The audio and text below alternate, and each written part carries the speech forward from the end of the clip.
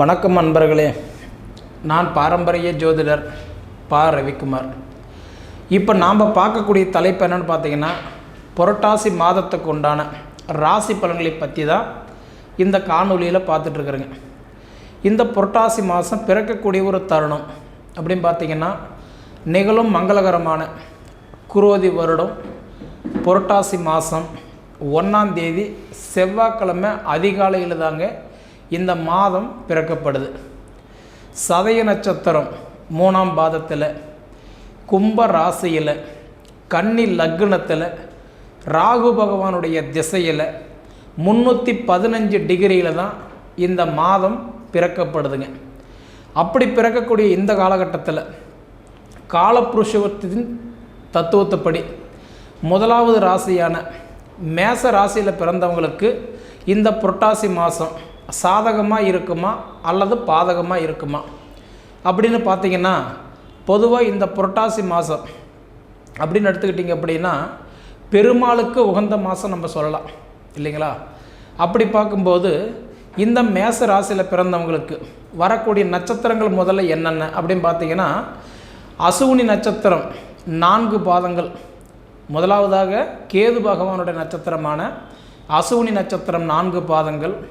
அதன் பிறகு வரக்கூடிய சுக்கிர பகவானுடைய நட்சத்திரமான பரணி நட்சத்திரம் 4 பாதங்கள். அதன் பிறகு வரக்கூடிய சூரிய பகவானுடைய நட்சத்திரமான கார்த்திகை நட்சத்திரம் 1 பாதம். அப்போ இந்த 3 நட்சத்திரங்கள் 9 பாதங்கள் அடங்கிய மிக ஒரு அருமையான ராசி தான் இந்த மேச ராசி. இந்த மேச ராசியில் பிறந்தவங்களுக்கு இந்த புரட்டாசி மாதம் சாதகமாக இருக்குமா இல்லை பாதகமாக இருக்குமா அப்படி பார்க்கும்போது, பொதுவாக மேச ராசிக்கு அதிபதி யாருன்னா செவ்வாய் பகவான். இப்போ பொதுவாக பார்த்திங்க அப்படின்னா மேச ராசியில் பிறந்தவங்களுக்கு அவங்க பிறந்த ராசிக்கு உண்டான ஸ்தலத்துக்கு போயிட்டு வரும்போது கண்டிப்பாக நிறைய மாற்றங்கள் கொடுப்பாருன்றது ஒரு ஐதீகம். இது நிறைய பேருக்கு மேச ராசியில் பிறந்தவங்களுக்கு எந்த ஆலயம் அப்படின்னு தெரியாமல் இருக்கிறவங்களே நிறைய பேர் இருக்கீங்க. அப்படி பார்த்திங்கன்னா இந்த மேச ராசியில் பிறந்தவங்களுக்கு அந்த ராசிக்கு உண்டான ஆலயம் பார்த்திங்க அப்படின்னா வைத்தீஸ்வரன் கோயில். பொதுவாக மேச ராசியில் பிறந்தவங்க வைத்தீஸ்வரன் கோயிலுக்கு போயிட்டு வந்தால் நல்லா இருக்குன்றது ஒரு ஐதீகம். அப்படி பார்க்கும்போது இப்போ உங்களுக்கு மேச ராசிக்கும் விருச்சிக ராசிக்கும் இந்த 2 வீட்டுக்கு அதிபதி யாருன்னா செவ்வாய் பகவான். இப்போ அந்த செவ்வாய் பகவான் எங்கே இருக்காருன்னு பார்த்தீங்கன்னா உங்கள் ராசிக்கு 3ஆம் இடத்துல இருக்காருங்க. அதாவதுன்றது பார்த்திங்கன்னா இன்றைக்கி புதன் பகவானுடைய வீட்டில் மிதுன ராசியில் நட்பாக இருக்கிறார். அப்படி இருக்க வேண்டிய ஒரு 3ஆம் இடம் சொல்லக்கூடியது சகோதர ஸ்தானம், தைரிய ஸ்தானத்தில் இருக்கார் உங்கள் ராசிக்கு அதிபதி. அப்படி பார்க்கும்போது இந்த மாதம் கண்டிப்பாக உங்கள் ராசிக்கு அதிபதி தைரிய ஸ்தானத்தில் இருக்கும்போது உங்களுக்கு ஏதாவது ஒரு வகையில் பார்த்தீங்கன்னு வச்சுக்கோங்களேன், மனசுக்குள்ளார கண்டிப்பாக ஒரு தெம்பு கொடுத்துருவார். இந்த மாதம் கண்டிப்பாக நம்மளுடைய கடன் தீர்ந்துடும், நம்மளோட தொழில் நல்லா இருக்கும், நம்மளோட வாழ்வாதாரம் நல்லா இருக்கும், நமக்கு இருந்த அந்த குழப்பங்கள் கொஞ்சம் சரியாகும் அப்படின்ற உங்களுக்கு அந்த எண்ணம் உங்கள் மனதில் கொடுத்துருவார். ஏன்னா உங்கள் ராசிக்கு அதிபதி தைரியஸ்தானத்தில் இருக்கும்போது உங்களுக்கு புதுசாக ஒரு கண்டிப்பாக ஒரு மாற்றங்கள் கொடுத்துருவார். அதே மாதிரி பார்த்தீங்க அப்படின்னா உங்களுக்கு 2ஆம் பாவகத்துக்கும் 7ஆம் பாவகத்துக்கும் இப்போ பொதுவாக பார்த்திங்கன்னா ரிஷப ராசிக்கும் இன்றைக்கி துலாம் ராசிக்கும் இந்த 2 வீட்டுக்கு அதிபதி யாருன்னா சுக்கிர பகவான். இப்போ அந்த சுக்கிர பகவான் பார்த்திங்க அப்படின்னா இப்போ உங்கள் ராசிக்கு 6ஆம் பாவகத்தில் இருக்கார். இன்றைக்கி கன்னி ராசியில் நீச்சம் அடைஞ்சிருக்கார்.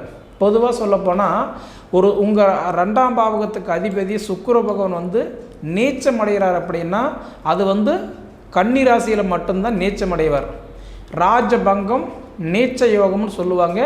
அப்படி அடைஞ்சிருக்கக்கூடிய இந்தவுடைய சுக்கிர பகவான் பார்த்திங்கன்னா இதே இந்த புரட்டாசி மாதம் 3ஆம் தேதி என்ன பண்ணுறாருன்னா கன்னி ராசியில் இருந்து அவர் தன் சொந்த வீட்டுக்கு துலாம் ராசிக்கு போயிடுவார்.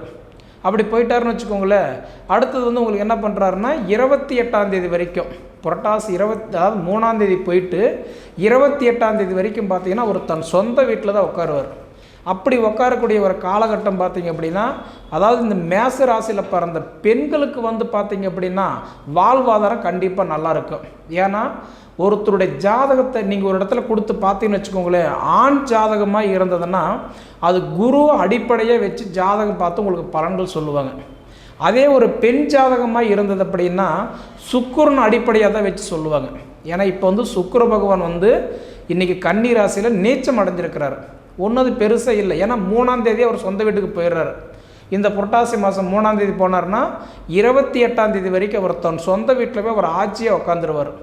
அப்படி ஆட்சியாக உட்காரோடைய தருணம் என்ன, உங்கள் வீட்டுக்கு 7ஆம் பாவகத்தில் உட்காரார். அதாவதுன்றது உங்களுக்கு திருமண ஸ்தானம், கலஸ்தர ஸ்தானத்துக்கு அதிபதி யாருன்னு பார்த்தீங்கன்னா உங்கள் ராசிக்கு வந்து சுக்கிரன் தான். அந்த சுக்கிர பகவானே தன் வீட்டில் போய் ஒரு ஆட்சியாக உட்காரக்கூடிய ஒரு காலகட்டம் உங்களுக்கு இந்த உடைய புரட்டாசி மாதம் உங்களுக்கு திருமணம் சார்ந்த விஷயங்கள் கண்டிப்பாக நல்லாயிருக்கும். ஏன்னா 7ஆம் இடம் தான் ஒருத்தருக்கு கலஸ்தர ஸ்தானம், மேசராசியில் பிறந்தவங்களுக்கு அதை அதிபதியாக போய் உட்காரும்போது உங்களுக்கு திருமண பலன்கள் கண்டிப்பாக கொடுத்துருவார். அதுக்கு நிறைய வாய்ப்புகள் 90% பேருக்கு உங்களுக்கு மாற்றத்தை கொடுக்கறதுக்கு வாய்ப்பு இருக்குது.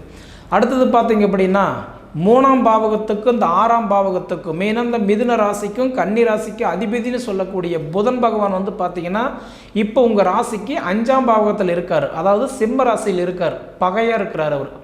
அப்படி இருக்கிறவர் என்ன பண்ணுறாருன்னா அடுத்தது வந்து அவரும் 3ஆம் தேதி இந்த புரட்டாசி மாதம் 3ஆம் தேதி என்ன பண்ணுறாருன்னா அவர் தன் கன்னி ராசிக்கு சொந்த வீட்டில் போய் உட்காராரு. 3ஆம் தேதி உட்காந்துருவார்.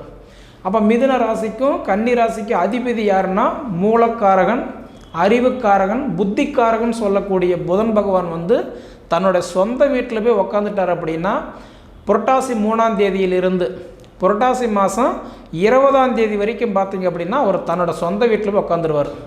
அப்படி உட்காரக்கூடிய ஒரு காலகட்டத்தில் பார்த்தீங்க அப்படின்னா உங்களுக்கு கல்வி, நீங்கள் ஓரளவுக்கு பார்த்தீங்கன்னா படித்து பலன் இல்லைன்னு சொல்கிறவங்களுக்கு படிப்பு கொடுத்துருவார். படிப்பு விட பார்த்தீங்க அப்படின்னா படிப்பு முடிச்சுட்டு நான் வேலை இல்லாமல் இருக்கேன், எனக்கு சரியான வேலை அமையலை அப்படின்னு சொல்கிறவங்களுக்கு தரமான ஒரு வேலையை கொடுத்துருவார். ஏன்னா புதன் பகவான் வந்து தன் சொந்த வீட்டுக்கு போகிறார். இந்த புரட்டாசி மாதம் 3ஆம் தேதி பார்த்தீங்கன்னா சுக்கிரனும் தன் சொந்த வீட்டுக்கு போகிறாரு, புதனும் தன் சொந்த வீட்டுக்கு போகிறாரு அந்த 3ஆம் தேதி. அப்படி உட்காரக்கூடிய ஒரு தருணம் கண்டிப்பாக மேசராசிக்காரங்களுக்கு முதல்ல திருமணம் நல்லாயிருக்கும், ரெண்டாவது வாழ்வாதாரம் அதாவது தொழில் நல்லாயிருக்கும். சரிங்களா? அதே மாதிரி பார்த்தீங்க அப்படின்னா அடுத்தபடி பார்க்கும்போது உங்களுக்கு வந்து 5ஆம் பாவகத்துக்கு அதிபதி யாருன்னா சூரிய பகவான். சூரிய பகவான் யாருன்னா ஒளி கிரகம். இப்போ பொதுவாக பார்த்தீங்கன்னா சூரியன் அவ்வளோ சீக்கிரம் யாரோட சேர மாட்டார். அப்படியேப்பட்ட சூரிய பகவானே பார்த்தீங்க அப்படின்னா இப்போ ஒரு 6ஆம் இடத்துல கன்னி ராசியில் இப்போ அவரு இன்றைக்கி பகையாக உட்காந்துருக்கிறார். அப்படி பார்த்தீங்கன்னா மேச ராசியில் பிறந்தவங்களுக்கு பூர்வீகமோ அல்லது வந்து அங்கம் பங்காளிகள் இந்த மாதிரியோ அடுத்தது தந்தையோட சப்போர்ட்டோ கொஞ்சம் ரொம்பவும் குறைவாக தான் இருக்கும். நீங்களே கையூனி கரணம் போட்டு மேலே வரக்கூடிய ஒரு நிலைமை தான். ஏன்னா சூரியன் வந்து இன்றைக்கி 6ல் பகையாக இருக்கிறார். 6ஆம் இடம்ன்றது ரோகஸ்தானம், வம்பு வழக்கு கோர்ட்டு கேஸு பஞ்சாயத்து கடன் நோய் நொடின்னு சொல்லக்கூடிய இடத்துல சூரிய பகவான் உட்கார்றதுனால கண்டிப்பாக இந்த புரட்டாசி மாதம் ஏதோ ஒரு வகையில் உங்களுக்கு வந்து தன்னோட தந்தையோ தன் கூட பிறந்தவங்களையோ சுற்றி இருக்கிறவங்களால உங்களுக்கு வந்து பாதகமாக இருக்குமே தவிர பெருசாக ஒன்றும் சாதகமாக இந்த மாதம் இருக்காதுங்க. அடுத்தது பார்த்தீங்க அப்படின்னா 9ஆம் பாவகத்துக்கும் 12ஆம் பாவகத்துக்கும் அதிபதினு சொல்லக்கூடியவர் யார் அப்படின்னா குரு பகவான். இப்போ தனுசு ராசியில் பிறந்தவங்களுக்கும் மீன ராசியில் பிறந்தவங்களுக்கும் அதிபதி யாருன்னா குரு பகவான்.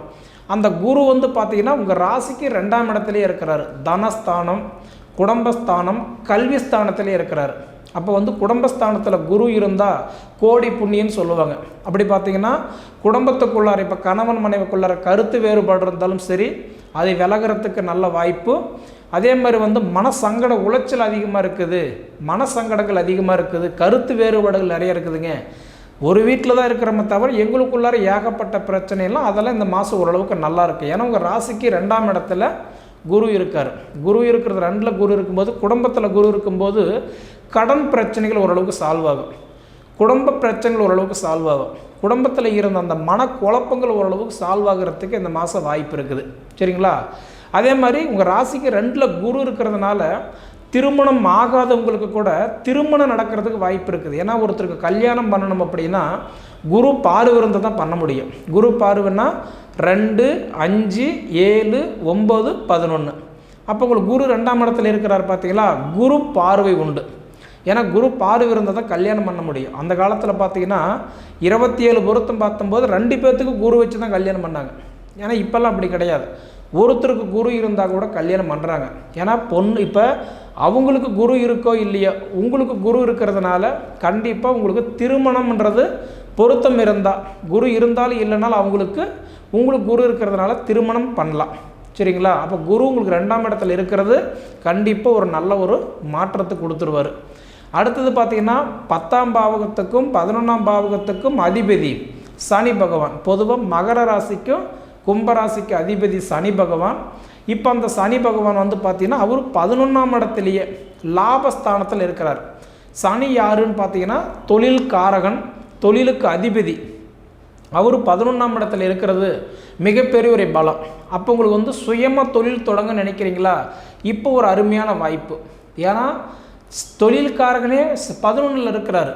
11ஆம் இடம் தன் தொழில் ஸ்தானத்தை பார்க்குறது மட்டும் இல்லைன்னா தொழிலுக்கு அதிபதியே லாபஸ்தானத்தை பார்க்குறாரு. அப்போ ஏதோ ஒரு வகையில் நான் தொழில் செஞ்சு நான் நஷ்டமாயிட்டேன், என்னால் வந்து எடுத்து செய்ய முடியல, எனக்கு சரியான முறையில் தொழில் அமையலை அப்படின்னு சொல்கிறவங்களுக்கெல்லாம் இந்த ஒரு மாதம் உங்களுக்கு வந்து சனி பகவான் உங்களுக்கு 11ஆம் இடத்துல இருக்கிறதுனால தொழில் தொடங்கலாம், தொழில் மாற்றங்கள் செய்யலாம். அதுக்கெல்லாம் ஒரு சரியான ஒரு வாய்ப்பு. சரிங்களா? அடுத்தது மேச ராசிக்காரங்களுக்கு சனி டைரக்டாக 3ஆம் பார்வை பார்க்குறாரு. பொதுவாக சனி பார்வைன்னா 3, 7, 10. அப்போ சனி 3ஆம் இடமாக மேச ராசி பார்த்துட்ருக்கிறார். அப்போ சனி வந்து பார்த்திங்கன்னா குரு இருக்கும் இடத்துக்கு தான் பலன் கொடுப்பார். ஆனால் சனி வந்து பார்க்கும் இடத்துக்கு பலன் கொடுப்பார். ஏன்னா இருக்கும் இடத்துக்கு 7.5 இருந்துட்டார் இல்லைங்களா சனி. அப்போ பார்க்குற இடத்துக்கு பலன் கொடுத்துருவார். அப்போ சனி யார் பார்க்குறாரு? 3, 7, 10ஆம் இடத்தை பார்ப்பார். 3ஆம் இடம் மேச ராசி, 7ஆம் இடம் சிம்ம ராசி, 10ஆம் இடம் விருச்சிக ராசி. இந்த 3 ராசி யார் பார்க்குறாருன்னா சனி பார்ப்பார். அப்போ சனி டைரெக்டாக உங்களுக்கு பார்க்குறதுனால கல்வி மாற்றம் நல்லாயிருக்கும். ரெண்டாவது நான் வந்து பார்த்தீங்கன்னா ஒரு நான் லவ் பண்ணுறேங்க, ரெண்டாவது எனக்கு ஒரு பொண்ணு பிடிச்சிருக்குது, எனக்கு மாப்பிள்ளை பிடிச்சிருக்குது, இன்னார் என் லைஃப் பார்ட்னரை வந்தால் நல்லாயிருக்கும், இந்த மாதிரி ஒரு எதிர்பார்ப்புகள்லாம் இருந்ததுன்னா ஓரளவுக்கு கண்டிப்பாக சனி பார்வை ஓரளவுக்கு நல்லாயிருக்கும்.